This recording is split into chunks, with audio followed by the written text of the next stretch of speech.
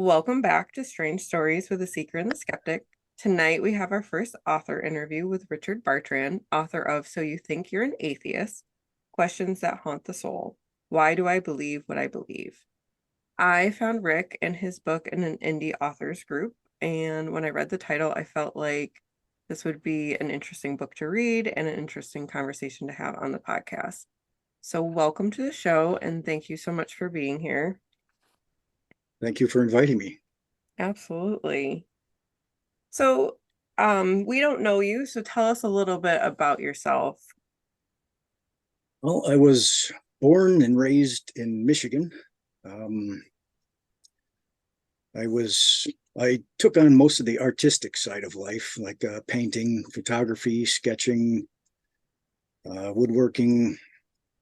Um, I got into music for a little bit. I do DIY handyman stuff, computer design, and my latest outlet is writing. And I've actually been writing for probably 20 plus years, but mainly just because I wanted to brain dump, just get stuff out of my head.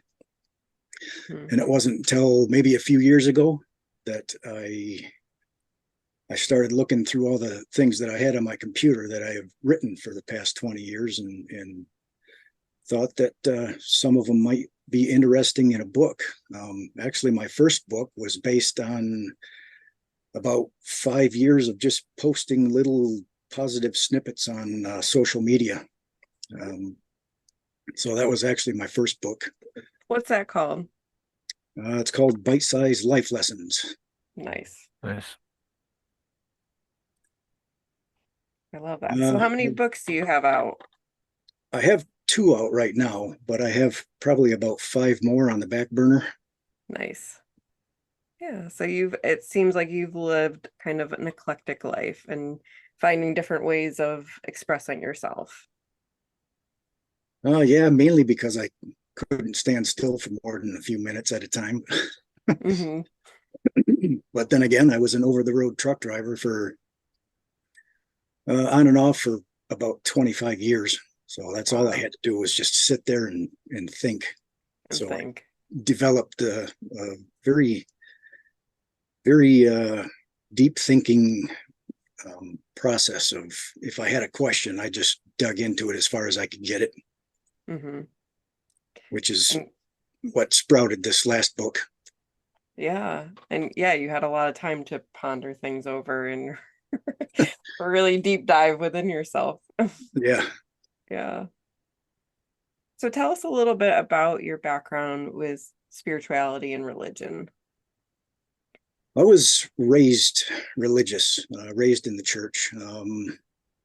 And we went every single time the door was open, we were in church, two times on Sunday, once on Wednesday, all the potlucks, all the dinners, all the gatherings. So I got my share of what religion was like. There are good points and bad points. But I didn't really take on the view of spirituality until after I left the church and after I had a little episode with atheism.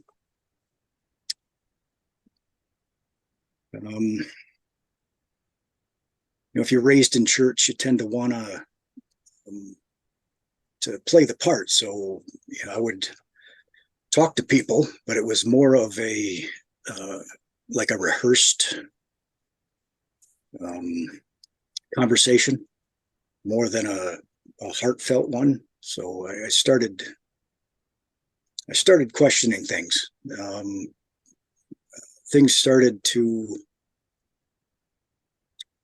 I saw little inconsistencies here and there, which caused a lot of confusion. And that's when I really started digging into why I believe what I believe instead of just believing it because somebody told me that's what I should believe.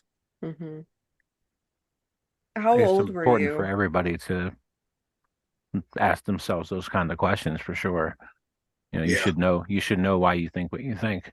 About what age range would that have been when you started to ask those questions? Late teens. Until then, it was more of just a routine. I really didn't even think too much about it, in the beginning, because that's the way I was raised. So you kind of develop into an adult what you learned as a child. And it wasn't until I started thinking for myself to where it was like, well, hey, wait a minute, why is it that I believe what I believe? And I started questioning myself. What were some of those questions you asked yourself? Why do I have to act different inside of a building called church than when I do when I'm on the outside of it? Like a lot of people on the inside of the church, they're almost robotic in their actions, and it's almost this invisible expectation to be perfect. And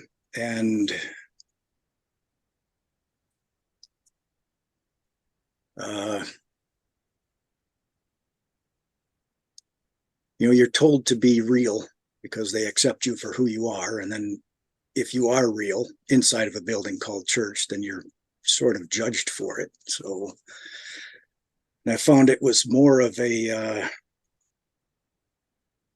tactic to try to scare people out of hell rather than love people into heaven. It's kind of it was a weird place to be at the time, with all the questions that I had. That's an interesting way to put it, scare people out of hell rather than love them into heaven. I think that there's unfortunately a lot of religious doctrines that take that approach, Right. and I mean, and in Christianity, there is a lot of talk about love, but that's not always carried over in the sermons or the other messaging, that people hear every Sunday or any day that they're going to church. No, the situation that you're describing sounds a lot like my Baptist upbringing, to be really honest with you. That story could be my story too, up until about, early teens for me as well, So it's interesting. That's, kind of a similar beginning in a way. And it is interesting, like when you start to think for yourself and you start to ask yourself questions like, why do people act differently in these situations? And do I want to be like that? Do I want that to be the person that I am? You can find yourself going off in a lot of different directions because of that, I went into a lot of different directions. I uncovered a lot of different rabbit holes. Yeah. What were some of those rabbit holes? Well, after I graduated high school, I joined the military, and when I did that, I was like, I'm free. I'm free from being forced to go into this place called church, and because I never really wanted to pay attention anyway. I was always in the back row or the back pew, drawing or talking with friends. So that's the last thing I wanted to do was go to church after I graduated.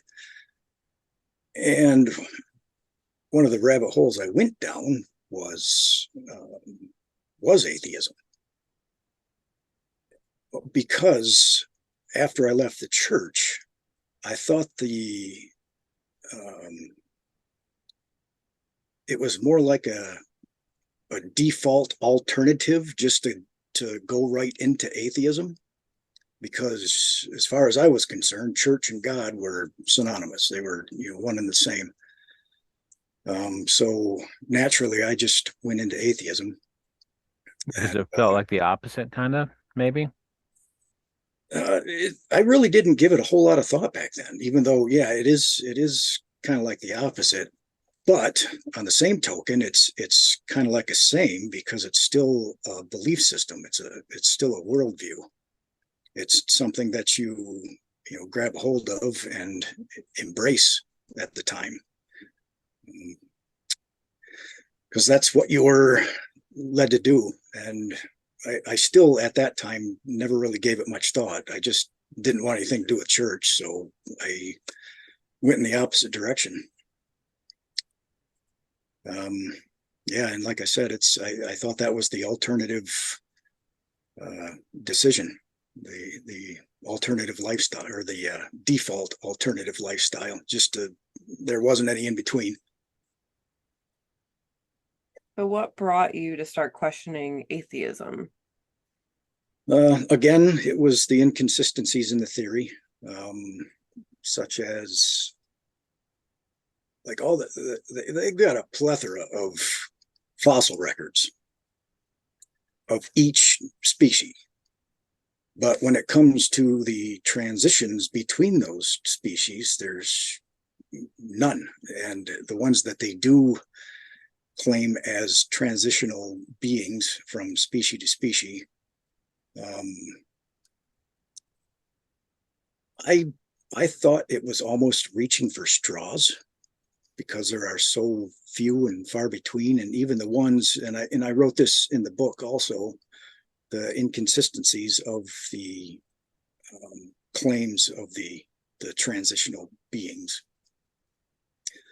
and most of them were found to be frauds. And even if every single one of the findings was true, in comparison to the actual species that they have on record now, doesn't even come close, when in all actuality there should be just as many transitional species as there are each species. And one of the chapters I dedicated the whole chapter to, I call it the smoking gun. And that's when I started digging into the human cell and everything that had to be in place before life could even be. And what I found was just there was way too many things that needed to be in place in order for it to have put itself together in order to be ready to become alive. And that kind of is what was the last straw for me. There was a million other things in the process, but when I got to that, it was like, wow. That took a while to absorb all of what has to be in place in order for life to even exist. Mm-hmm. Your book is very interesting because I feel like it asks a lot of questions, and it's trying to look at things through a couple of different lenses. And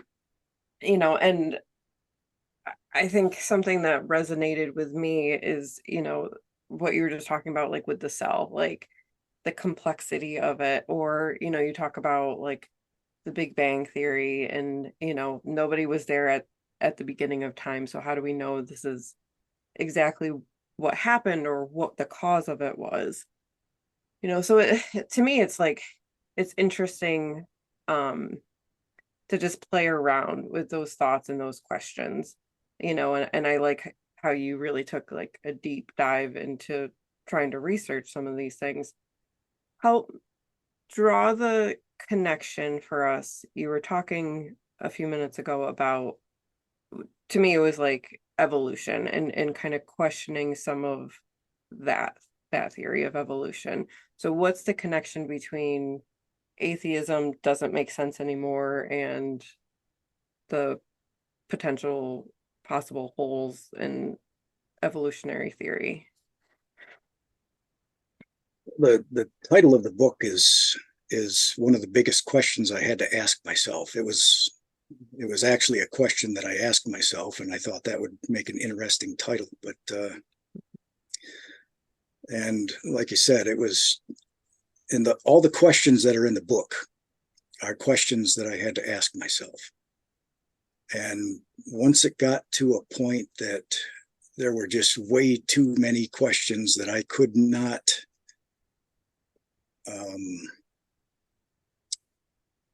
I couldn't answer, and that didn't make sense to me inside of evolution, the theory of evolution, or I should say the Darwinian theory of evolution, because we're all kind of evolving in a way,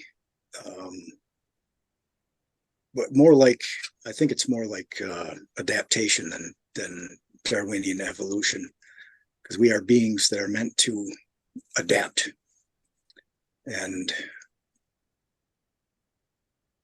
like the finch beaks that Darwin was mentioning, that it changed from species to species, but it wasn't species to species, because all the finches are all birds. They just adapted to different environments.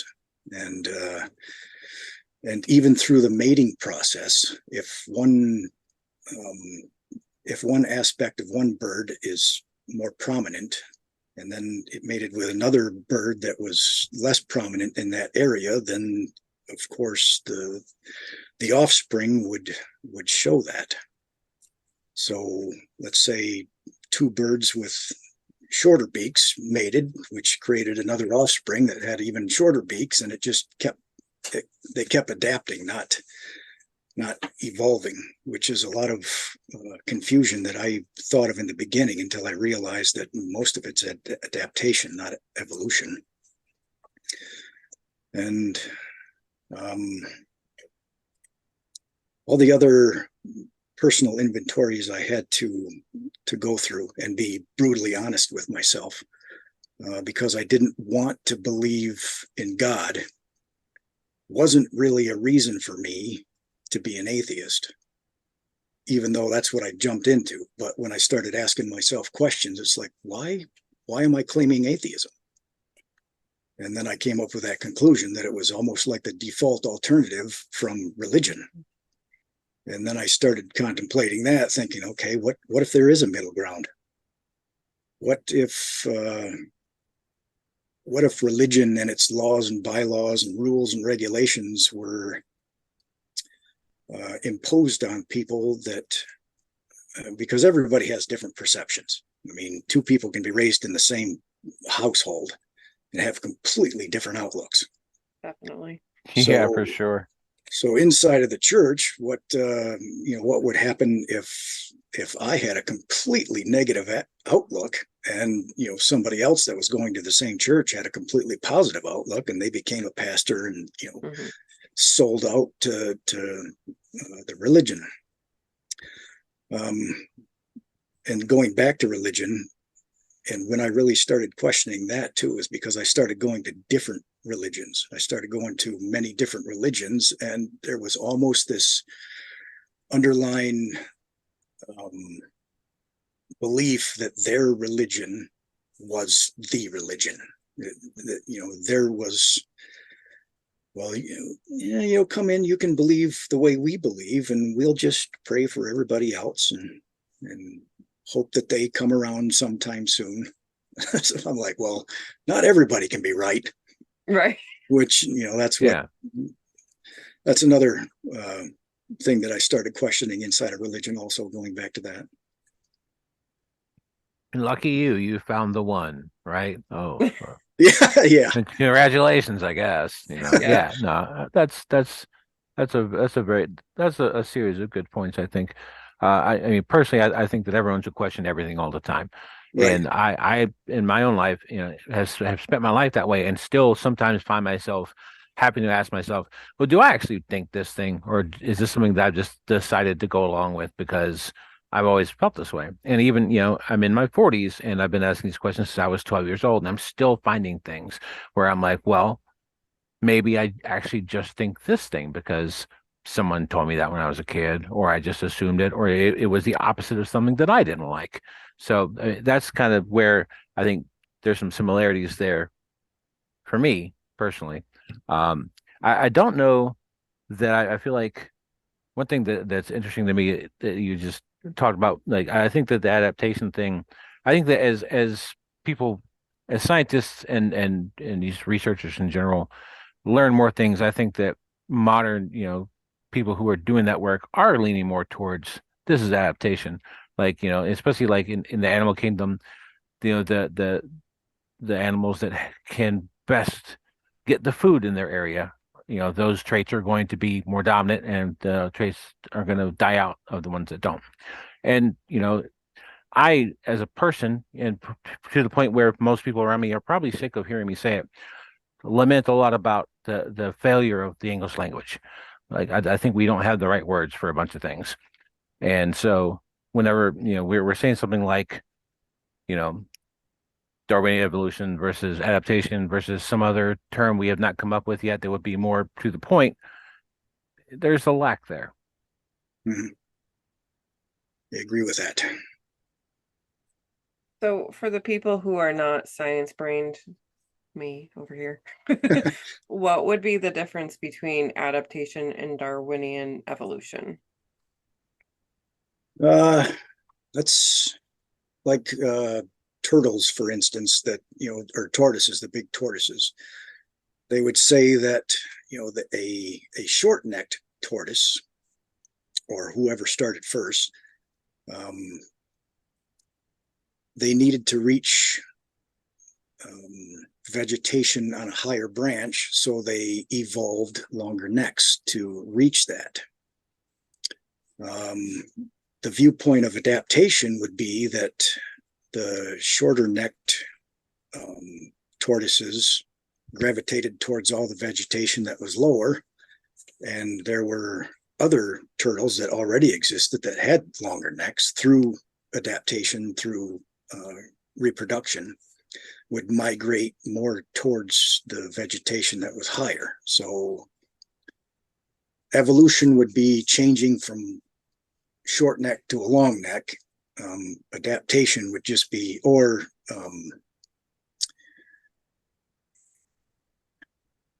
well, I guess that would be adaptation too, sort of, or somewhat like a shorter neck would adapt into the environment, and through reproduction, through natural causes, just develop longer necks. It didn't have anything to do with survival. It just had to do with, that's how they reproduced or adapted. Okay. And Darwinian evolution is from one species to a next, or another, which would mean, a turtle to like a donkey, or whatever the next chain of command up there is.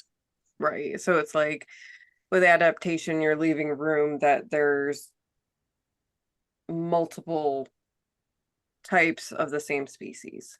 Like you were talking about the finches, and I'm kind of thinking of like dog breeds, right? Like there's not just one type of dog. There's been adaptations throughout. Yeah. Right? Am I speaking scientifically here? Well, I'm not a huge I don't know a whole lot of the lingo in science anyway. I just kind of, it intrigues me. I love science. I'm not a scientist by any stretch, but I did all my research through reading and watching videos of scientists, and but I found that a lot of their wording was assumptive and expecting you to fill in a lot of gaps that they couldn't explain.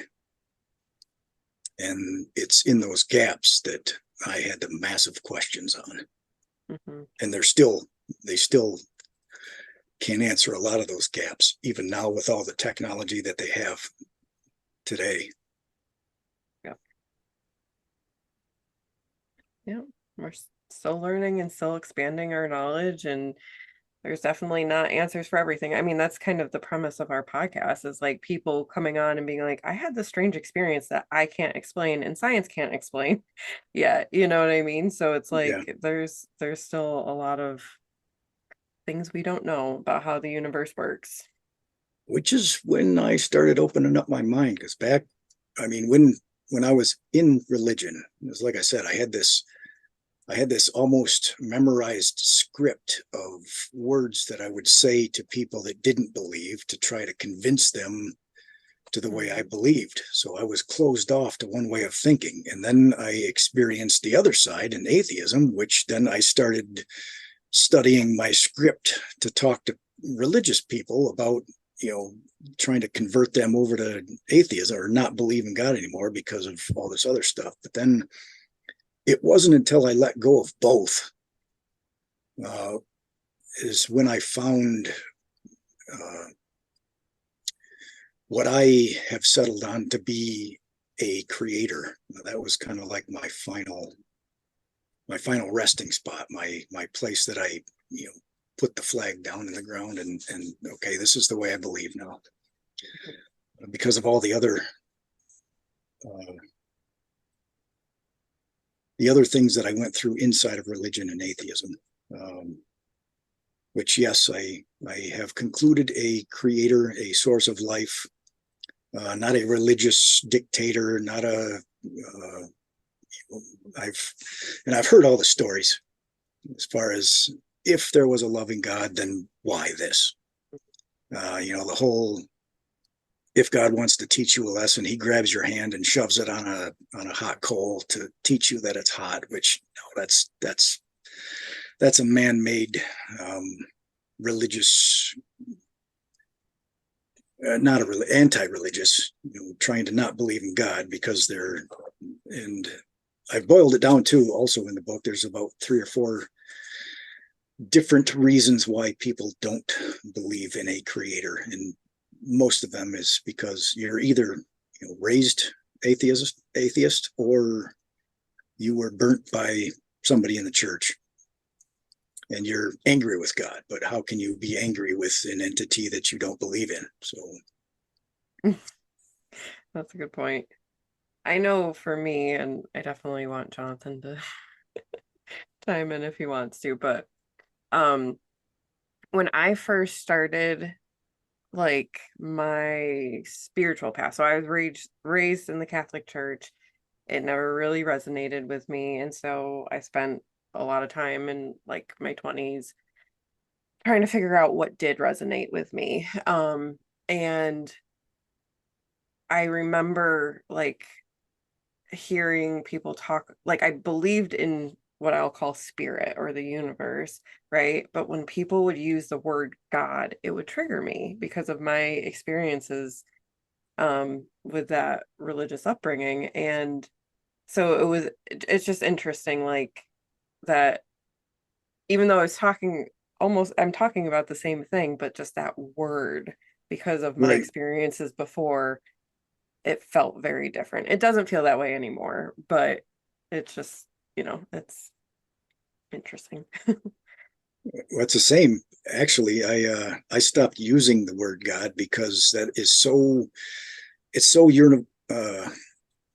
so universal or so different in everybody's belief system. Because to one person, God is everything, and to another person, God is pizza or their next meal or themselves, or Yeah. so God has this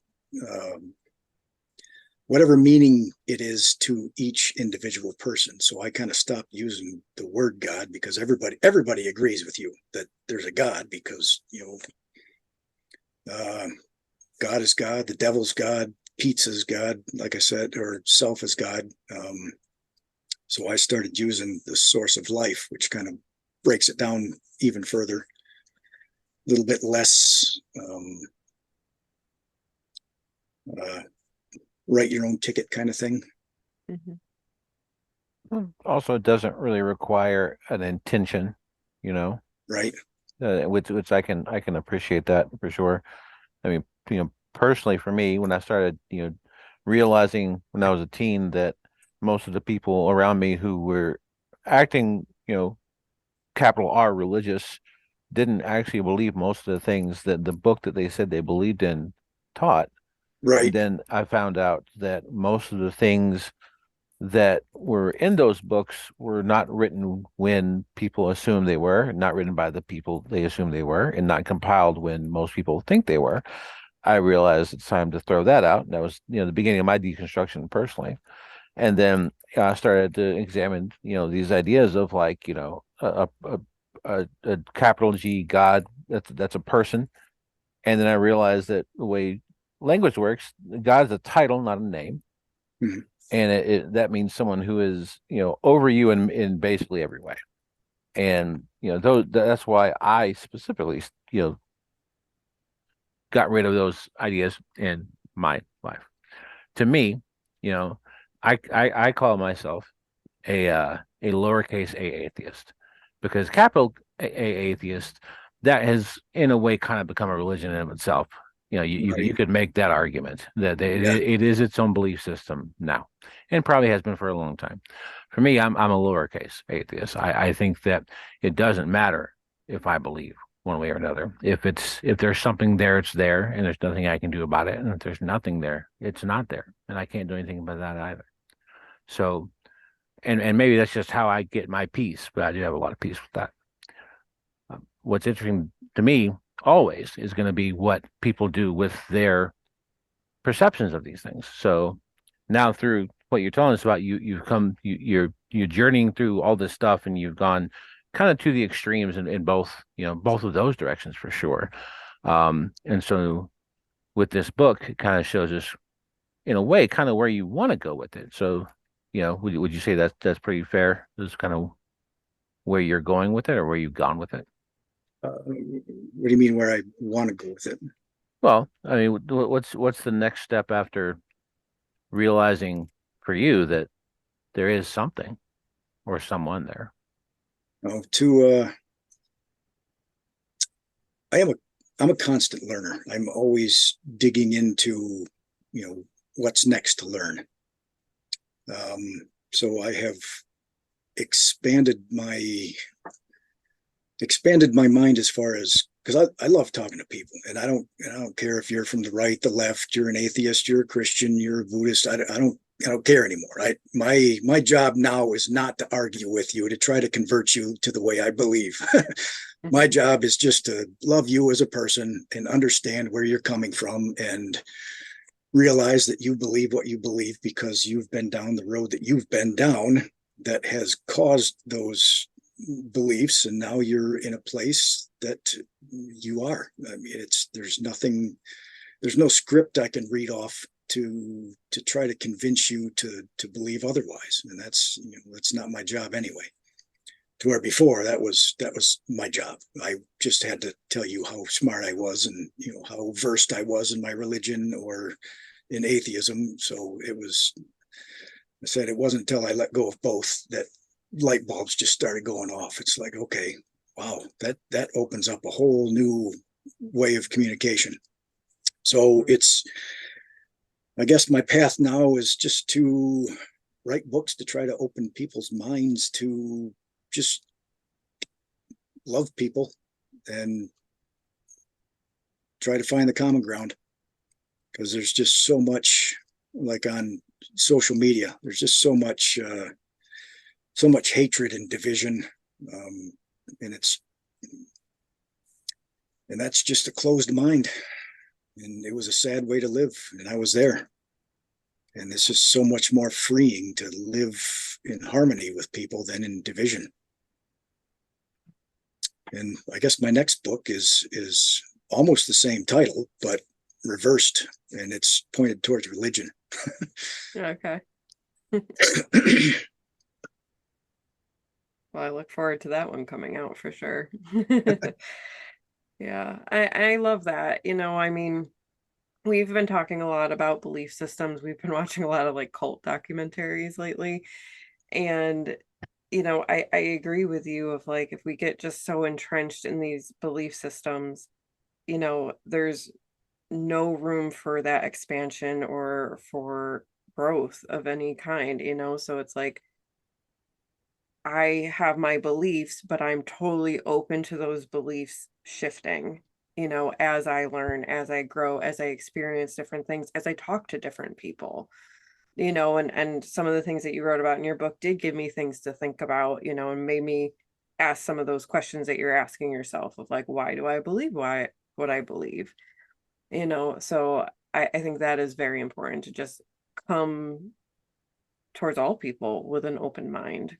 And I also, back to your point of like, what works for one person doesn't necessarily work for the other person, but doesn't make it wrong. Like, my parents are very devout Catholics, and that speaks to them and that works for them. It does not speak or work for me, and that's okay. Like, I'm not saying that they're wrong, they're good people, you know. their belief system and how they practice their faith isn't hurting anybody, so I don't see a problem with that, nor is my belief system hurting anybody. It's about loving people, loving myself, loving the universe. Mm-hmm. And where I think a lot of people inside of the church get sidetracked is they get more hooked on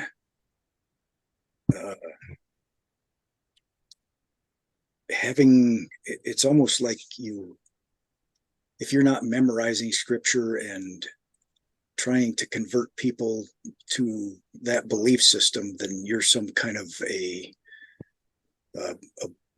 bad Christian or a bad influence or something like that, which is kind of shunned. And I think and I've also realized that you don't have to attend a church to, believe that there's a creator or believe that there's a God or a source of all life, or like John said, just a title.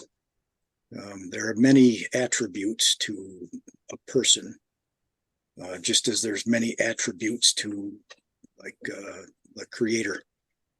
And some get hooked on each attribute being a name, and that name that they picked out has to be the one, because if you call this entity by a different name, then you somehow don't believe, or you are a false believer, or some other aspect. Yeah, absolutely. I mean, if you look at the major religions, I feel like there's a lot of overlap there, Yeah. and they're maybe calling it or talking about it in a different way, but we're talking about a similar thing. Yeah. This is all very interesting stuff. I do have a thought, and this is going back to about 12 minutes ago, when dog breeds were mentioned, and people who have listened to more than one episode of this will know that I just, whenever I have like any amount of knowledge about anything, I can't help myself. Dog breeds only exist because of humans. It's Yeah. puppy Right. eugenics. We have chosen to make dog breeds a thing through our own version of selective breeding. And I think that one of the reasons why we know that adaptation is a thing that is real in a very modern setting is what we have done to dogs. At Right. one point in the lineage of a Chihuahua is a wolf. Yes. That's a long, long time ago, a long line back. And I think the reason why Chihuahuas are so angry is because some part of their brain remembers when there were wolves, and they know it's our fault that they're not anymore. I think that's So true. it's puppy eugenics is why dog breeds exist. Yeah, Good to know. well, I think the brain of the wolf is still inside of the Chihuahua because they think they're 10 feet tall. Yes, For sure. absolutely. Every time, especially if the mailman's coming. Yeah. That's so funny. Well, the paper boy. I used to be a paper boy, and there was a corner house that had two Chihuahuas, and they met me every time I came by with the paper to chew on my legs. I love it. Thank you for that knowledge bomb. I appreciate that very much. Another interesting thing that I uncovered also with the brain, which sent me down some more rabbit trails, was there's a thing in the base of your brain called the reticular activating system. And that basically lets in the information that you deem as either important or interesting. It's like before you buy a new car, you don't see it anywhere. And then once you buy that new car, all of a sudden you see it everywhere. And it's not because it wasn't there before. It's that now your reticular activating system in the back, your brain has let in that, okay, this is important to you now. So now I'm going to have you notice it all over the place, because all of our sensory organs would completely shut us down and overwhelm us if all those bits of information came in at the same time. So it's what we deem as important. So basically that boils down to whatever you want to believe, you will find the evidence to believe it. So with that knowledge, I had to tell myself, okay, I've got to be completely and brutally honest with myself. And instead of believing something because I either want to, or not believing something because I have opposition to something else that I don't want to believe.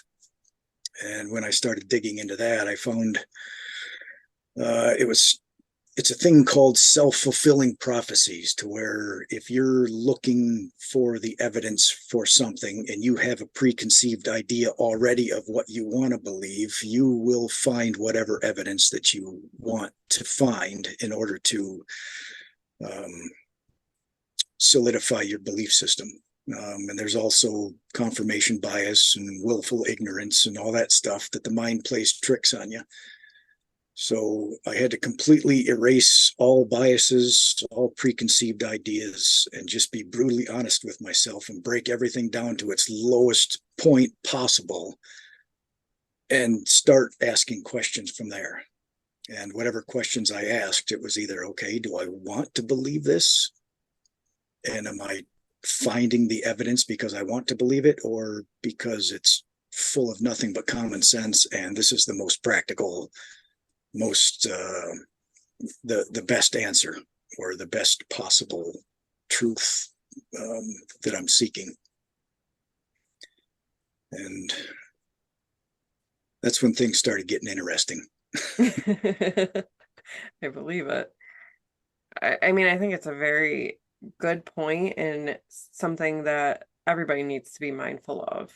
You know, just because you're seeing or noticing this one pattern doesn't mean that's the complete picture, right? There's so much more that could be out there. So you talked a couple of times about like having to release all these different belief systems. What did that look like as a process for you? How did you do this release of preconceived ideas? A lot of quiet time.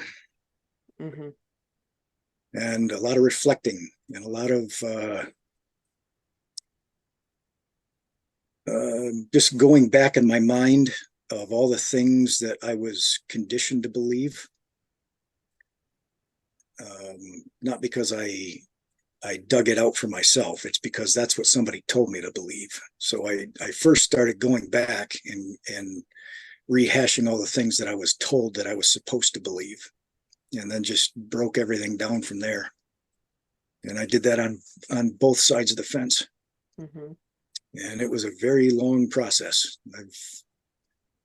I think I started over 20 years ago, and there's been a lot of questions and a lot of anger, a lot of frustration and confusion and everything along the way. And you know, I'm by far from finding or knowing all the truth out there. I just know that I'm a heck of a lot more peaceful now than I was before.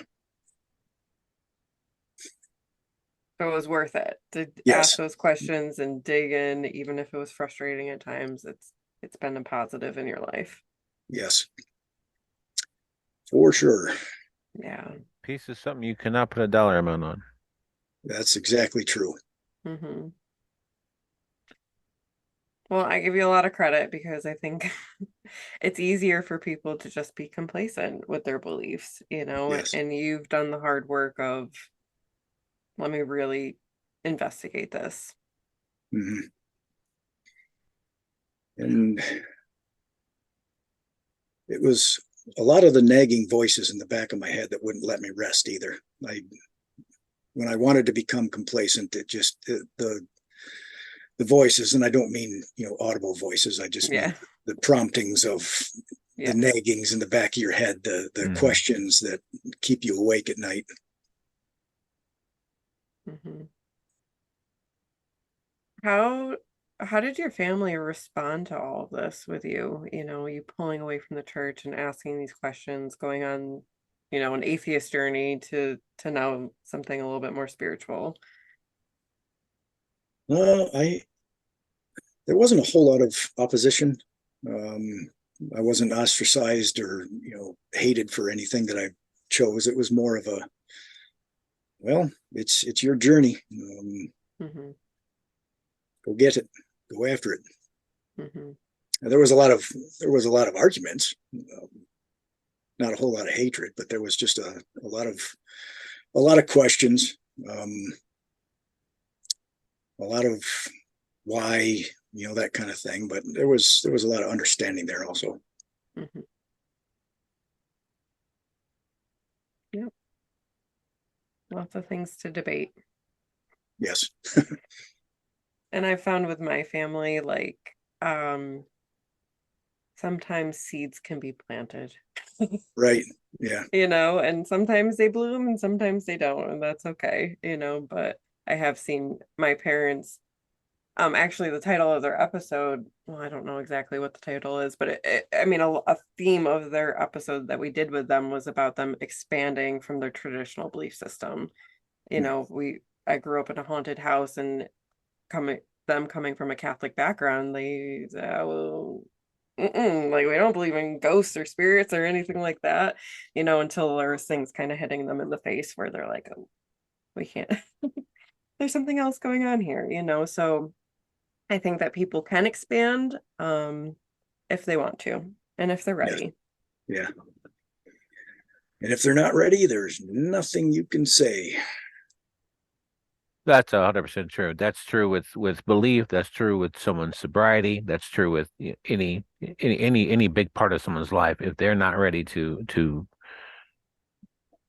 have something different in their life, it's not going to happen. Right. Well, let me ask you this.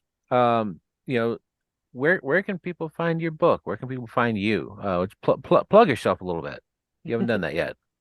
Well, I have both my books are on Amazon. The one title, as today we're talking, is "So You Think You're an Atheist? Questions That Haunt the Soul." My first book was Bite-Sized Life Lessons, and the subtitle is Modern Day Proverbs. There is another book on Amazon called Bite-Sized Life Lessons, I think, and it has to do with cookies, but that's not it. It's funny. You can reach me on Facebook, Instagram, at RB Thought Coach, Twitter and LinkedIn at Rick Bartrand. I do a little bit of writing on a platform called medium.com under the name of at the Voice of Expression. I think I got a YouTube channel, but I don't have a whole lot of things on there yet, so I don't usually plug that. Okay. So are you a coach of some sort? Can people work with you if they? I've been advertising. I haven't got any clients yet, but I haven't really been avidly advertising. Most of my time has been spent writing books, so that's my main focus right now. Awesome. And when is that third book going to be out? Which one? I'm actually almost done with Bite-Sized Life Lessons Volume 2. Okay. I have another book called Smoking the Pipe of Contemplation, which goes a little bit deeper than Bite-Sized Life Lessons. Bite-Sized Life Lessons are just like little one-liners or short paragraphs of just inspirational sayings that pop into my head every once in a while. The other one it's a deeper dive into a little bit of stuff that we've been talking to today, and just stuff about the mind and or why we think what we think and why we do what we do.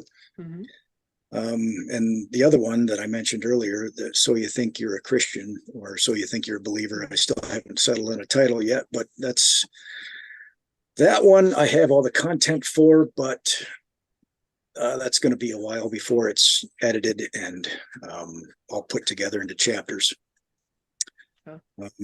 There's another one behind that called "So Who Is This God?" There's the "So You Think You're an Atheist" is on one side of the fence, "So You Think You're a Christian's" on the other side of the fence, and then I come in the middle of "So who is the source of all this life?" Or what's going on behind the scenes type thing. So that's going to kind of be a 3-book conglomeration, and like I said, just the bite-sized life lessons. I'm going to keep making volumes of that as they pop into my head, and smoking the pipe of contemplation is the deeper dive. Those are going to be multiple volumes. And the main one that I want to write, that I have all the material also for, is the place of truth. And that kind of takes everything I've learned for the past 20, 30 years and puts it in a easy to read form of, okay, I'm transitioning into an adult. What now? Instead of wasting a whole lot of my time, because that's what I did growing up. Everybody looks forward to being, okay, I want to turn 10 because that's 2 digits. And then the next is I want to turn 12 because 12 is cool. Now I want to turn 16 because I can get my license. Then after you get your license, I want to turn 21 because I can start drinking. And then after you turn 21, everything just kind of blurs out. And mostly because of the drinking. Yeah, pretty much. And then you turn 30 and go, what the heck just happened in the last 10 years? Yeah. And then you spend the next 3 to 5 years trying to figure out, okay, what just happened here? And then you're 40 and then 50, and you're like, wow, where did all this time go? I have, children and things like that. And it's more of an intentional life instead of a just fly by the seat of your pants, do what comes up next. So it's just more of a directional book. And awesome. Good deal. That has to do with, not only teens, but because I've met 80-year-old people that are still completely lost. Yep. Oh, for sure. For sure. Well, you are a busy man. You got a lot. I love it. It's after my own heart. A lot of writing projects to work on. Are you on Goodreads? I think I am. I'm on so many things that yeah. Because I feel like I tried looking for your book after I finished it so I could add it to my list, because I want credit from Goodreads. From Goodreads, yeah. I don't know if I could find it. Maybe I just missed it, but yeah. If you're not on Goodreads, get on there. So that I remember something about Goodreads, but I'm not sure if I created an account or all author. I'm on all author. I think that's author. And then okay. from there was another one called Goodreads, because I saw that on there too. So yeah, I'll look that up. Oh no, you're on there. Oh, I just brought you up. Yep. Oh, I don't know what. All right. I'm rating you now. Let's go. Yep. There we go. Awesome. Well, thank you so much for taking the time to talk to us today. This has been a very interesting and wonderful conversation. My pleasure. I absolutely enjoyed this. Good. Thank you again for inviting me. This was fun. Absolutely. We appreciate you talking with us. Yep. And I'll be on the lookout for your next books. Thank you so much for being here. If you have a strange story you want to share with us, email us at seekerandskeptic@gmail.com. We look forward to talking to you soon.